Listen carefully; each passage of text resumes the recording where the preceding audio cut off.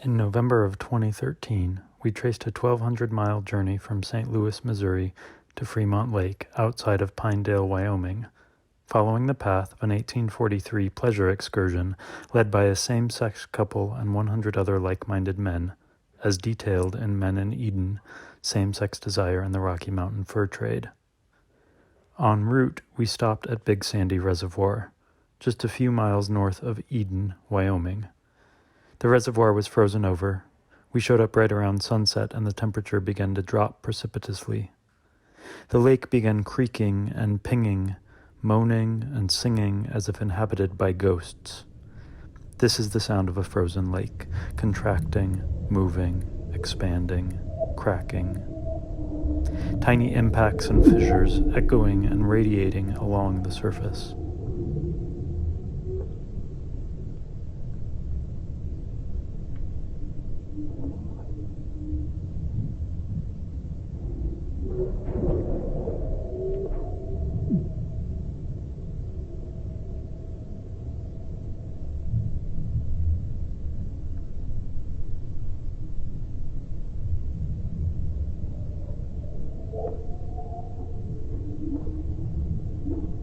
This is an attempt to recreate something that we can't quite touch.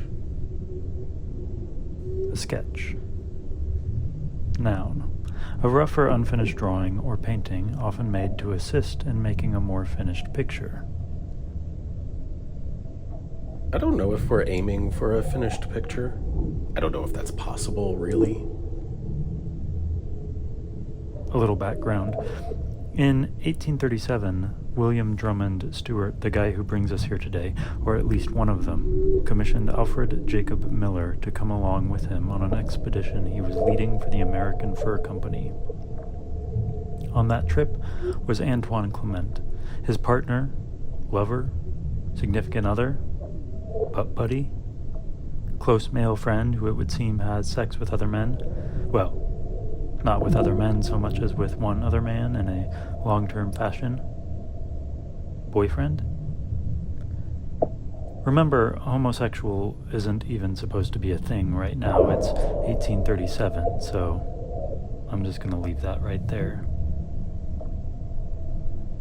So Antoine and William and Alfred and some other guys go out on this trip to get to a rendezvous, which is sort of like a mutant combination of Mardi Gras, an out-of-town business conference that your wife doesn't come to, your annual family reunion, and the tea room in the basement of a Woolworths that you only get to visit once a year. This moment when a bunch of leather and fringe freaks from the mountains come down and drink and carouse and trade everything they caught for everything they'll need for another year and use whatever's left over to buy booze and jewelry and more fringe, and they fight and they dance and they... Anyhow, rendezvous, painter, commission. Alfred Jacob Miller. So Stuart brings along Alfred to paint, and Alfred keeps these sketchbooks, and after being out there with this party for months, he takes the sketchbooks and he travels back to Scotland with William Drummond Stuart and Antoine Clement, who is ostensibly employed as Stuart's valet, though they live together in the little hunting cottage on William's estate, not in the castle where everyone else lives. So, that's a typical valet-employer relationship, right? Anyhow, Alfred Jacob Miller takes these sketches back to Scotland, and from them produces a series of oil paintings that are some of the first eyewitness depictions of the Far West that we have. What I'm getting at is that, along with those sketches, he kept detailed notes, and in one of these notes, for sketch 192, he wrote, "The sketch will do more than any words to convey the idea of the beauty and sublimity of this scene. In the foreground, our men are preparing the evening meal, bringing in supplies of provender, etc. To the left of the lake, an almost solid rock, coeval with the beginning of the world, lifts its head to an immense height from the water. In the distance, a part of the chain of granite rocks cuts clean against the evening sky. In proceeding to these lakes, Our leader caused 2 anchors of brandy and port wine to be placed on a mule and carried with us, and when we reached the shores of this charming lake, it was resolved to christen them the same evening. In strolling around the lake, one of the men had found some wild mint. This was formed into a strong julep with brandy and sugar. We draw a partial veil over the proceedings. Gentlemen will mix their liquors. Wit came from heads not suspected of being troubled with it before now. Quote, all went merry as a marriage bell, unquote. On retiring, they went to bed without candles. An anchor, by the way, is 10 gallons. So we're talking about 20 gallons of brandy and port. So...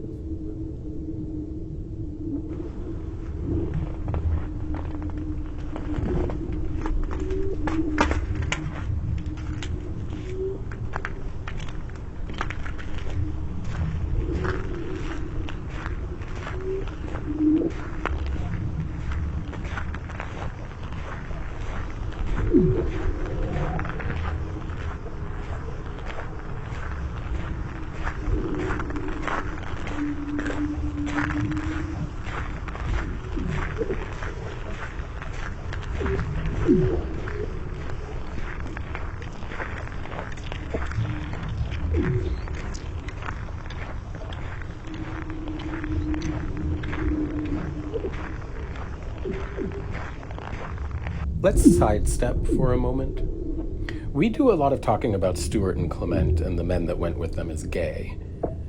It's the way it was presented to us in the book Men in Eden, Same-Sex Desire and the Rocky Mountain Fur Trade by the UC Berkeley archivist Bill Benneman, who is pointedly not an academic historian, in which he lays out the very compelling case that these men's relationships and their sexual proclivities were inherent in the communities that they built and in the way that they understood their identities and the identities of their compatriots. Foucault be damned. And it's exceedingly convincing. I have no doubt that despite a total lack of identity-based terminology, they understood themselves as same-sex attracted men. I think I've often read Foucault and the responses to him as some kind of historical prohibition. There wasn't a word for it, so they didn't exist. As some kind of inflexible decree. But years ago, when we were talking with Andy Campbell, who was here as a core fellow, he reframed that particular argument like this.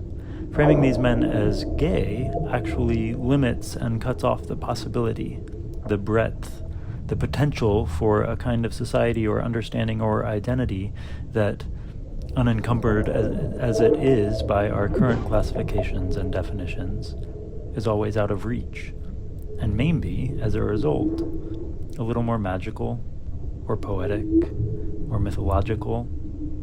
The incapacity to name it is actually part of its beauty. All that said, I think there's room to hold both concepts as true, and we're going to, if for no other reason than efficiency and clarity, use the term gay. Maybe we should take just a step back, give you the complete history. I mean, there is no complete history. There are facts. There are plenty of figures, facts and figures. There are indications. There are suggestions. There are logical conclusions. There are circumstances. There are innuendos. There are memories. There are articles, letters, scholarly interpretation, not so scholarly interpretation. There are images, colors. There are 6 colors that we remember from our own visit to the lake where Stuart and his lover... Maybe I should lead with Clement. 6 colors that we remember from the lake where Clement and his lover threw their drunken bacchanal. Are they the same now as they were in 1843? Are they the same now as they were 9 years ago when we stood on the shore in the melting snow? I'm not sure. History is hazy. It's sometimes a little imprecise, a little woolly.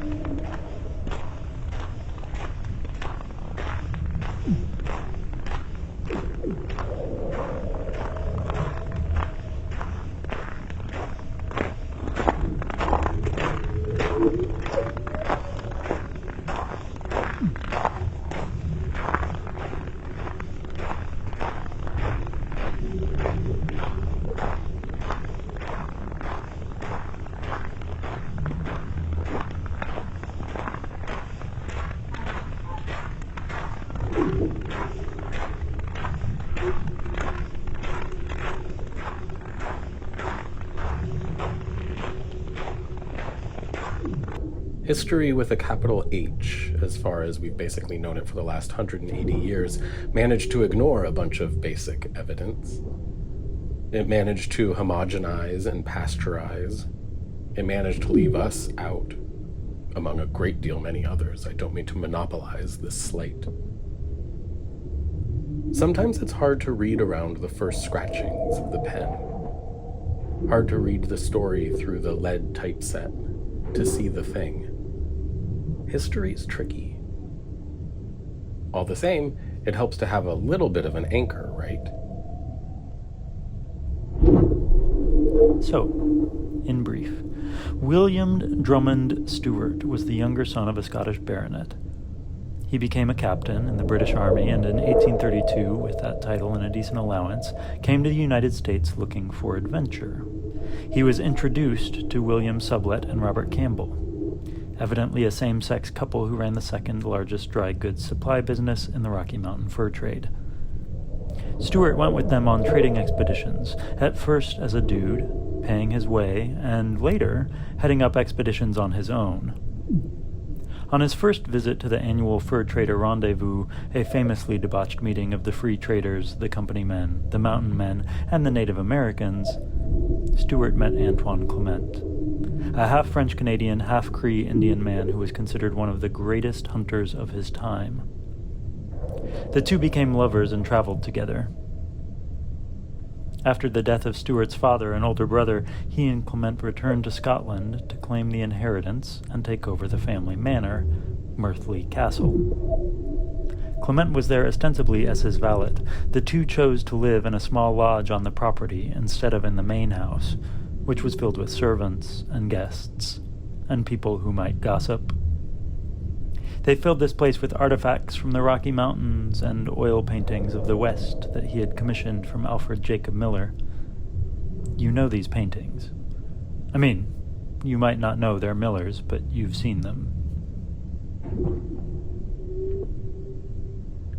After getting thoroughly bored with Scottish life, despite traveling together to the Middle East and Europe, Stuart and Clement returned to the States in 1842 to organize a pleasure expedition with 100 presumably like-minded men to travel from St. Louis to Stuart's favorite lake in the Wind River Mountains in Wyoming.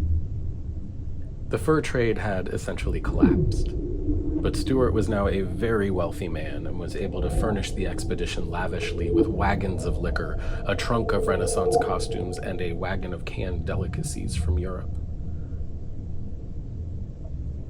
They made their way over the course of the summer to Stuart Lake, where they recreated the rendezvous of years past. By the sounds of it, every bit as bacchanalian as ever.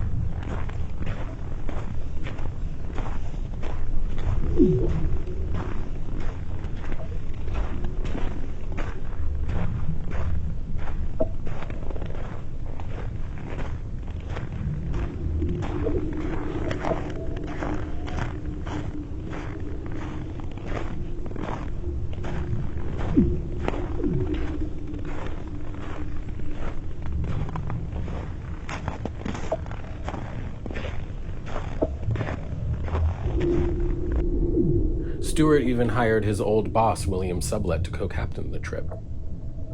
Campbell wasn't part of the trip since the two had split up when Campbell left Sublett in St. Louis to become quote-unquote respectable by marrying a young cousin and raising a family in Philadelphia. There are these amazing letters from Campbell's brother to Sublett in which he, the brother, gripes about how much better it was when his now married brother lived with Sublett. even going so far to suggest, when the young cousin got sick for a period of time, that it might just be better if she were to die so that things could go back to the way they were and his brother could be happy. Sublette went on to have counties named after him, a nearly lifelong bachelor, until almost the end. For a few years after this epic pleasure trip, rumors of what had happened in the Rockies built up, and fearing for his legacy, or maybe for his business, he caved and he married a woman. Regardless, the Sublette and Campbell store in St. Louis, now only Sublette, was the starting point of this epic journey. When you go searching for the original location of the store, it turns out that the street it was on doesn't exist anymore, and in fact hasn't existed since 1963, when the famous Gateway Arch was built, because it would seem that the store was immediately under where the arch now stands. There's one version of this story that's really depressing, or, if not really depressing, at least very status quo, in which it's a massive symbolic gesture where the history of the West is rewritten, obliterating the queer narrative that preceded it, like replacing free trappers, the leather and fringe freaks of the 19th century, and normalizing the whole thing to a really palatable, flashy image like cowboys.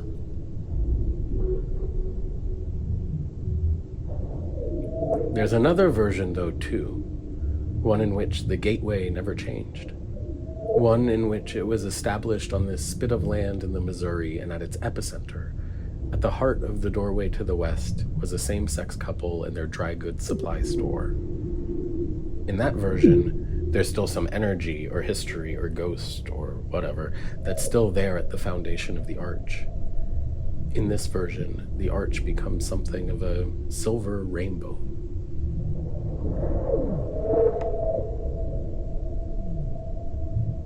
Anyhow, they left St. Louis and tromped 1,200 miles across the country through prairies, across rivers, over mountain passes, until they got to Stuart Lake. Stuart Lake is mostly surrounded by mountains. At the southern tip of the lake is open meadow that seems like the only reasonable place that a party of 100 could have camped. Only now it's a parking lot with boat ramps. There is a sign at the entrance to the lot that explains how the lake used to be called Stuart Lake, but got renamed Freemont Lake a few years later. Officially, it had been Stuart Lake since 1837, named thusly because it was Stuart's favorite camping spot in the West, and he made a habit of stopping there every time he went. That summer of 1843, General John Charles Fremont was surveying the area for the government and happened upon the lake, not realizing it had a name. Unsurprisingly, history has looked over the gay Scottish lord in favor of the straight general surveyor.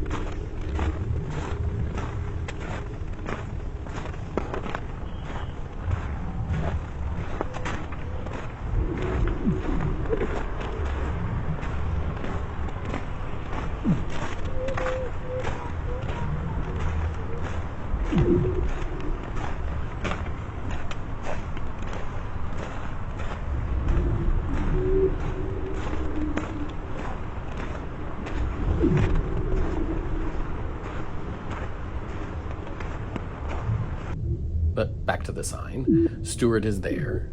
He is remembered. But he's remembered only in the terms of the mainstream. Only as an quote-unquote explorer and a vague personality of historical note. which ultimately, I think, gets at our interest in this whole project in the first place. As we find ourselves closer and closer to being accepted into the mainstream, we find ourselves feeling like these Western states and that whole strain of Western masculinity still feel like a frontier to us. We grew up having no idea that we could stake any claim to the history of these places. And as we learn more of the research coming out about this history, it feels like this frontier, albeit now a privatized, commercialized, and sanitized version of it, opens again to us.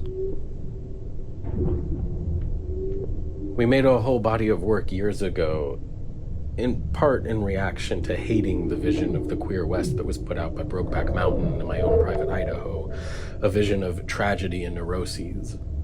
We wanted to assert that the version of the West promised by vintage Bob Mizer erotica of happy, healthy, gay cowboys wasn't just subversive, wishful thinking, that it was an actual aspect of Western masculinity. And it felt like in this story we had found it. The jubilation and abandon and self-actualization that in the 20th century was only allowed begrudgingly to gays in the context of erotica, in the 19th century was real life. We realize that those joyous aspects of Stuart and company are really like the early scenes in Brokeback Mountain, when Ennis and Jack are romping through the mountains, having sex all over the place and living free of any outside eye. But most of these stories, in fact, seem to end the same way that that story does. By the time these folks get to the end of their lives, they tend to be shrouded in tragedy. But now, somehow, this doesn't feel like a defeat. Maybe I'm just a few years older. Maybe I look at the world as a more inherently tragic place. But the sadness and melancholy in many of these histories is what makes them human. In the case of Stuart and Clement and the pleasure party of 1843, some people died. Others returned to the east to their wives and families. Others, in response to rumors of what had gone down in the mountains, got married real quick. Stuart and Clement went their separate ways. The Mormon and pioneer and Oregon trails brought fervent Christianity to the region. The mountains became increasingly populated, and the land became increasingly private. Fences went up. Fences that catch tumbleweeds and huge drifts, arrested, blockaded in what had previously been open country, in what had been the frontier.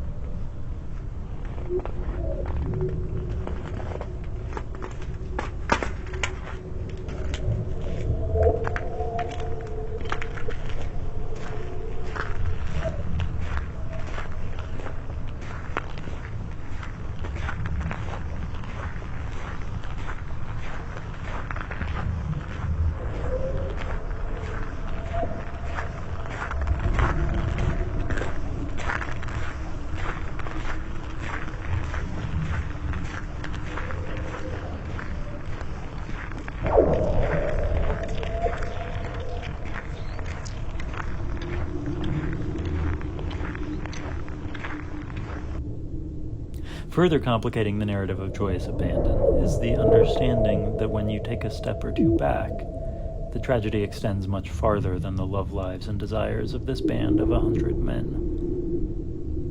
To own history To have agency is to own it all. Freemont Lake may have been named Stuart Lake before, but what about before that?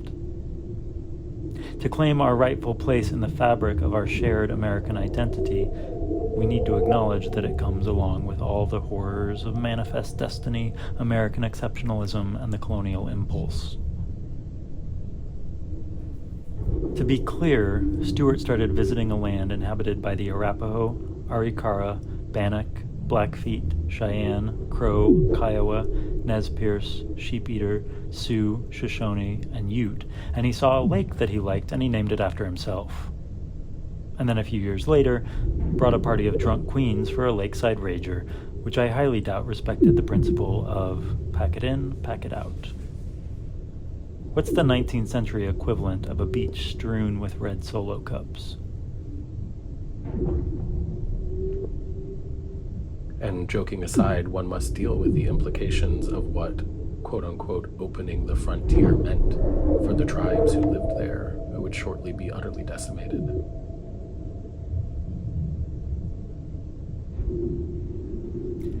None of which we say to lessen any of the joy or the celebration that is also found in this story, but all of which is to hold on to it at the same time. If you're going to stake a claim, you better know what you're staking. All that said, if nobody was chronicling the joyous, exuberant, virile lives of gay men in the West, the melancholy and decline was alive and well in the hands of balladeers. This is a poem called Lost Partner, written by Badger Clark Jr., another lifelong bachelor, the first poet laureate of South Dakota.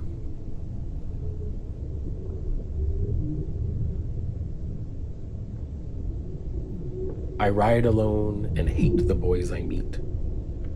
Today, some way their laughin' hurts me so. I hate the steady sun that glares and glares. The bird songs make me sore.